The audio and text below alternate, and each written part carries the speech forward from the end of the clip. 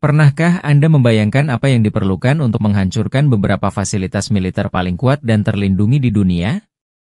Kita berbicara tentang pangkalan rudal dan situs penyimpanan nuklir yang terkubur dalam-dalam di bawah gunung, dilindungi beton bertulang, dan dikelilingi oleh sistem pertahanan udara tercanggih. Fasilitas bawah tanah Iran ini dirancang untuk menahan serangan udara, senjata konvensional, bahkan waktu sekalipun. Namun meski dilindungi sedemikian rupa, militer AS memiliki teknologi dan strategi yang dapat menembus pertahanan ini dan menghancurkan target-target vital ini. Mari kita bahas bagaimana militer AS bisa menghancurkan pangkalan rudal dan fasilitas nuklir bawah tanah Iran, langkah demi langkah.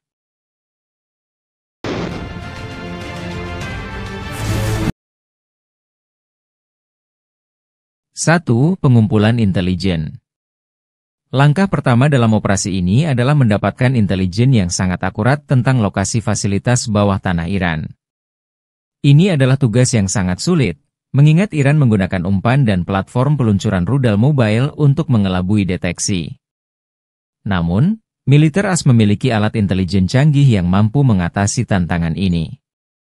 Beberapa alat utama yang digunakan AS antara lain: satelit canggih seperti KH-1 dan drone pengintai seperti RQ-4 Global Hawk, yang bisa memetakan pangkalan rudal, pintu masuk bunker, dan infrastruktur militer Iran secara detail. Drone dan pesawat pengintai lainnya yang bisa mengumpulkan informasi secara real-time. 2. Perang siber. Sebelum serangan fisik dimulai, AS kemungkinan besar akan memulai dengan perang siber. Ingatlah tentang virus Stuxnet yang menghancurkan sentrifugal nuklir Iran pada tahun 2010. Bayangkan serangan siber generasi berikutnya yang lebih canggih, yang dirancang untuk menghancurkan sistem komando dan kontrol Iran, membutakan pertahanan udara, bahkan mengganggu peluncuran rudal sebelum bom bahkan dijatuhkan. Perang siber ini bisa membuat pertahanan udara Iran lumpuh total, menjadikan Iran kehilangan kemampuan untuk merespons serangan. 3. Mendominasi ruang udara. Setelah pertahanan siber, langkah berikutnya adalah merebut superioritas udara. Ini dimulai dengan operasi penghancuran sistem pertahanan udara Iran yang dikenal dengan nama Suppression of Enemy Air Defenses, SEAD. F-22 Raptor dan F-35 Lightning II, pesawat siluman yang dirancang untuk tidak terdeteksi radar, akan menjadi kekuatan utama di sini. F-22 Raptor dan F-35 Lightning II bisa memasuki wilayah udara Iran tanpa terdeteksi untuk menghancurkan sistem pertahanan udara, sementara rudal jelajah Tomahawk bisa diluncurkan dari kapal perang AS untuk menghancurkan situs radar dan sistem SAM Iran. Selain itu, senjata hipersonik seperti AGM-183 ARRW, yang dapat terbang lebih dari Mach 5, juga bisa digunakan untuk menembus pertahanan udara Iran sebelum mereka sempat bereaksi. 4. Menghancurkan bunker, bom penembus bunker. Begitu superioritas udara terjamin, langkah berikutnya adalah menghancurkan bunker bawah tanah yang dipersiapkan dengan sangat matang oleh Iran. Untuk ini, AS memiliki senjata-senjata khusus, yang disebut bunker boosters, yang dirancang untuk menembus beton dan bebatuan keras. Senjata-senjata seperti GBU-57 Massive Ordnance Penetrator, MOP, sebuah bom seberat 30.000 pon yang dapat menembus hingga 200 kaki beton atau bebatuan, sangat ideal untuk menghancurkan fasilitas seperti Fordow yang terkubur sangat dalam. GBU-28, bom penetrator seberat 5.000 pon yang sudah terbukti efektif menghancurkan bunker kedalaman menengah. GBU-72 Advance 5K Penetrator, yang lebih baru dan lebih presisi, mampu menargetkan fasilitas bawah tanah dengan akurasi tinggi. Bom-bom ini akan dijatuhkan oleh bomber B-2 Spirit, pesawat pembom siluman yang bisa memasuki wilayah musuh tanpa terdeteksi. 5. Opsi senjata lain, bom termobarik dan nuklir.